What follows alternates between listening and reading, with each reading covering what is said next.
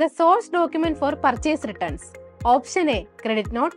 Option B, debit note. Option C, invoice. Option D, none of these. ഉത്തരം option B, debit not. ഇത് CSEB മുൻ വർഷം ചോദിച്ചിട്ടുള്ള ഒരു ചോദ്യമാണ്. അപ്പോൾ നമുക്ക് എന്താണ് പർച്ചേസ് റിട്ടേൺ എന്നും എന്താണ് ഡെബിറ്റ് നോട്ട് എന്നും നോക്കിയാലോ.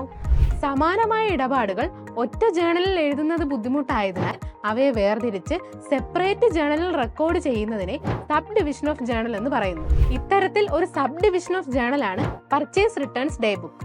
സാധനങ്ങൾ പർച്ചേസ് ചെയ്ത ശേഷം ഗുണനിലവാരം മോശമായതോ കേടുപാടുകൾ സംഭവിച്ചതോ ആയവ വിൽപ്പനക്കാരന് തിരികെ നൽകിയേക്കാം. ഇത്തരത്തിൽ ബിസിനസ് തിരികെ അയക്കുന്ന ഗുഡ്സ് റെക്കോർഡ് ചെയ്യുന്നത് പർച്ചേസ് റിട്ടേൺ ഡേ ബുക്കിലാണ്.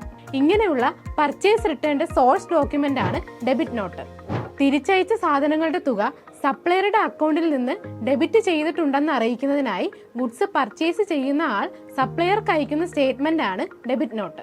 എന്നാൽ സെയിൽസ് റിട്ടേണിന്റെ സോഴ്സ് ഡോക്യുമെന്റ് എന്താണ്? ഉത്തരം കമന്റ് ചെയ്യൂ.